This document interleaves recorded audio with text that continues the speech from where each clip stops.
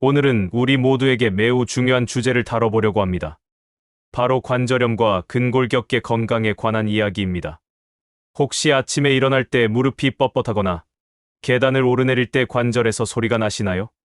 오늘 이 영상을 끝까지 시청하신다면 이런 문제들을 효과적으로 관리하고 개선할 수 있는 구체적인 방법들을 얻어가실 수 있을 것입니다.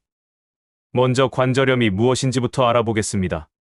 관절염은 관절에 염증이 생기는 질환으로 50세 이후에는 10명 중 8명이 경험하는 매우 흔한 질환입니다.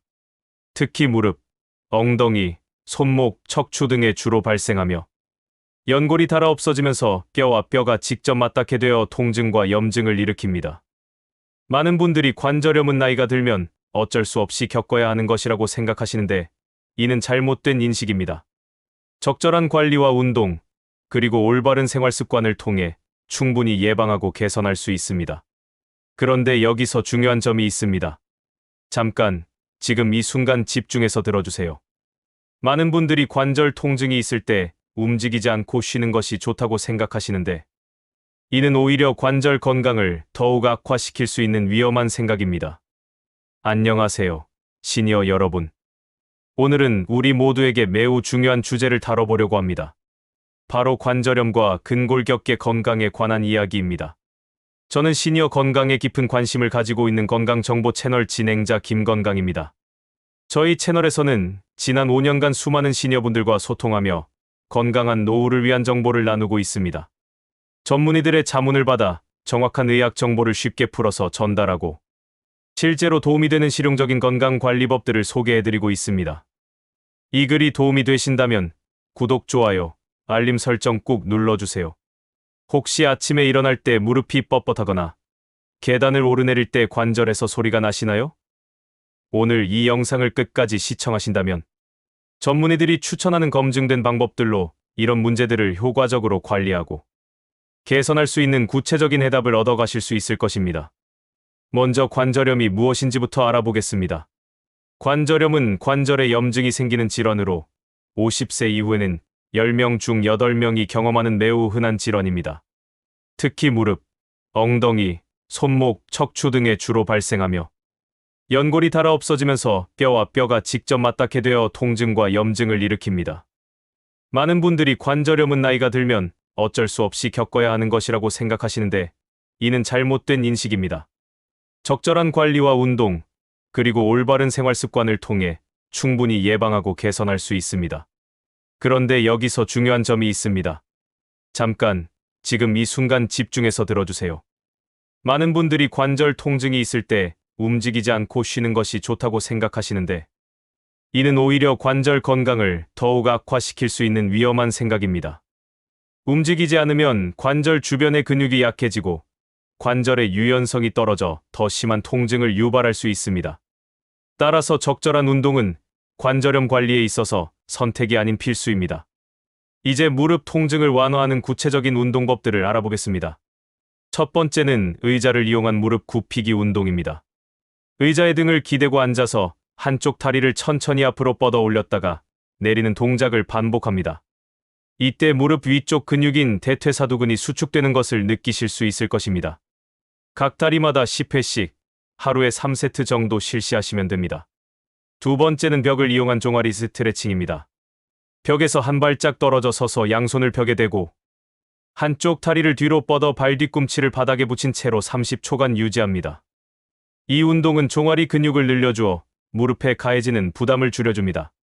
세 번째는 누워서 하는 다리 들기 운동입니다. 바닥에 누워서 한쪽 무릎은 구부리고 다른 쪽 다리는 곧게 펴서 15cm 정도 들어 올린 후 5초간 유지하고 천천히 내립니다. 이 운동은 허벅지 앞쪽 근육을 강화해 무릎 관절을 보호해줍니다. 네 번째는 발목 돌리기 운동입니다. 의자에 앉아서 한쪽 다리를 다른 쪽 무릎 위에 올리고 발목을 시계 방향으로 10회, 반시계 방향으로 10회 돌려줍니다. 이 간단한 운동만으로도 하지의 혈액순환이 개선되고 관절의 유연성이 향상됩니다.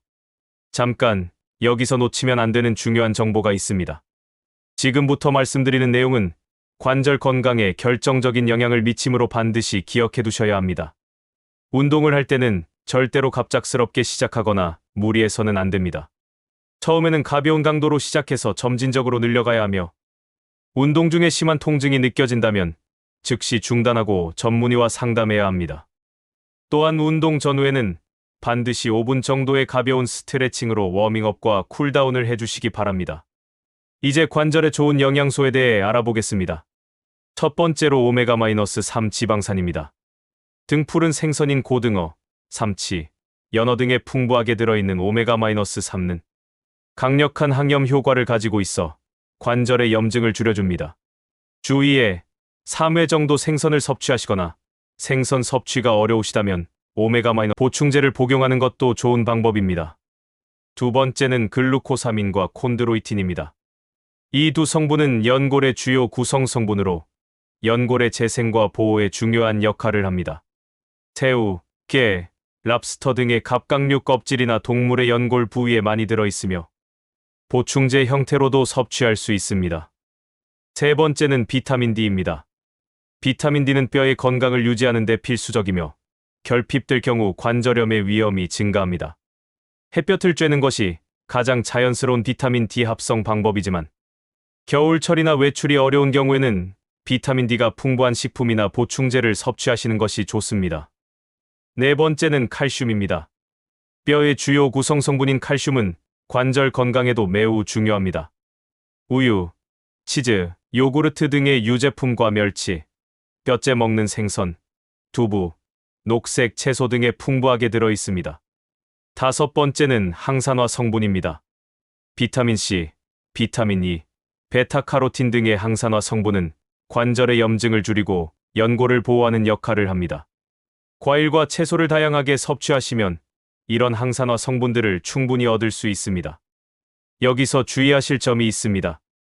지금 말씀드리는 내용을 놓치시면 오히려 관절 건강에 해가 될 수 있으니 꼭 기억해 주세요.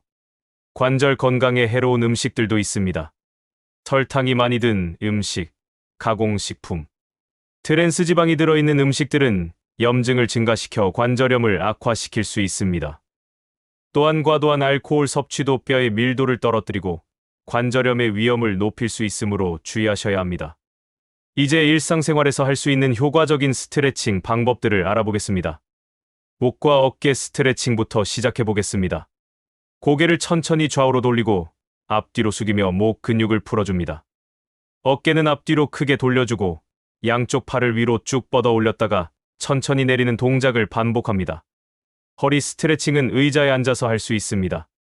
등받이에 등을 대고 앉아서 상체를 좌우로 천천히 비틀어줍니다. 이때 허리에서 회전하는 느낌을 받으실 수 있을 것입니다. 엉덩이와 고관절 스트레칭은 누워서 할 수 있습니다.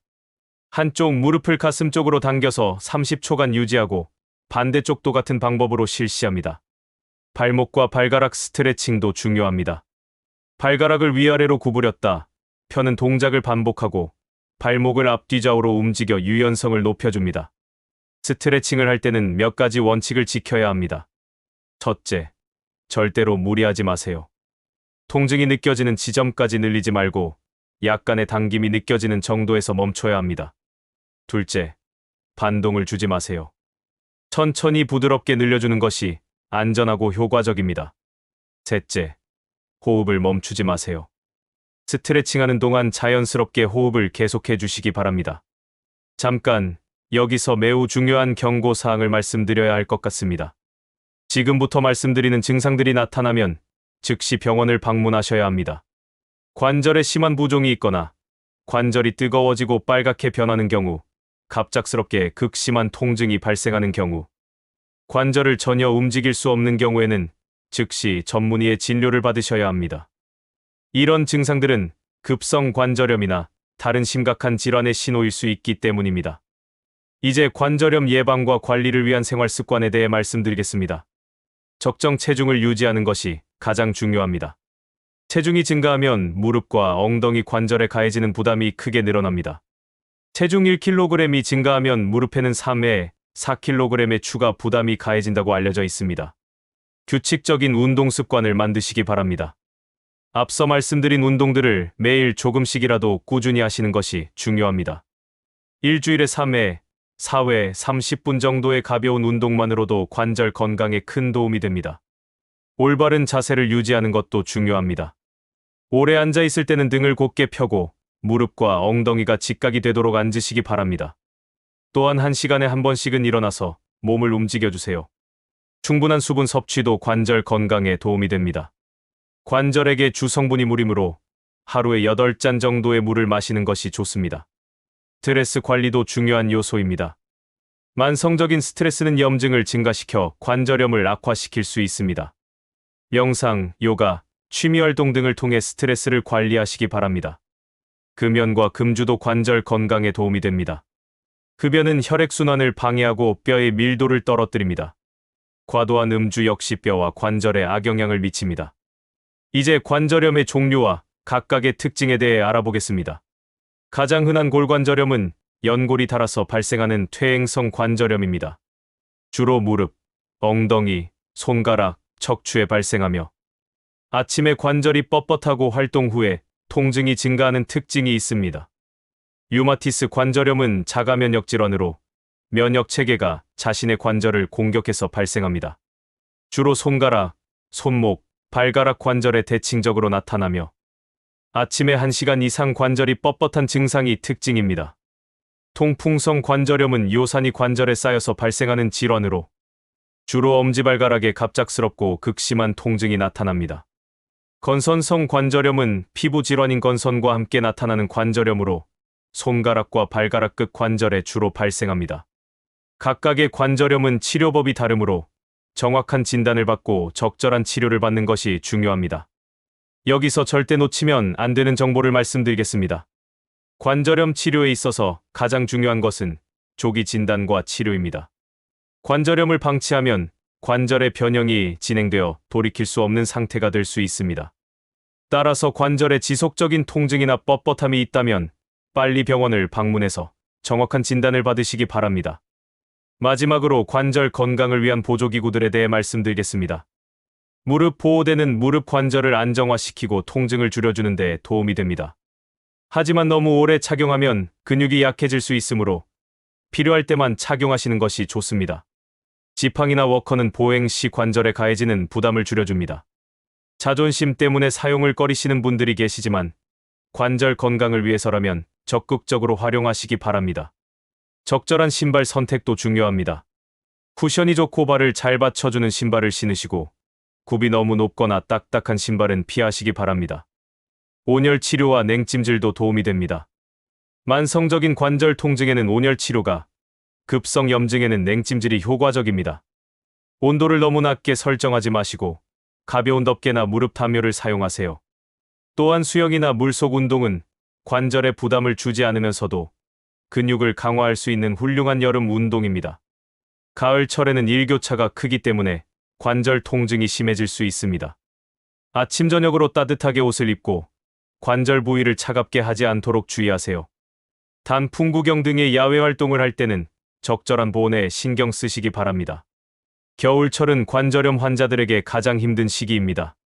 추위로 인해 혈액순환이 나빠지고 근육이 경직되기 쉽습니다. 실내에서 할 수 있는 운동을 꾸준히 하시고 온찜질이나 따뜻한 목욕을 통해 관절을 따뜻하게 유지하세요. 잠깐, 지금부터 말씀드리는 내용은 관절 건강의 핵심 중 핵심입니다. 놓치시면 지금까지의 모든 노력이 물거품이 될 수 있으니 반드시 집중해서 들어주세요. 수면의 질이 관절 건강에 미치는 영향은 생각보다 훨씬 큽니다. 잠을 제대로 자지 못하면 염증 수치가 높아지고 통증에 대한 민감도가 증가합니다. 하루 7회 8시간의 충분한 수면을 취하시고 수면 환경을 편안하게 만드시기 바랍니다. 특히 잠자리에서의 자세가 중요합니다.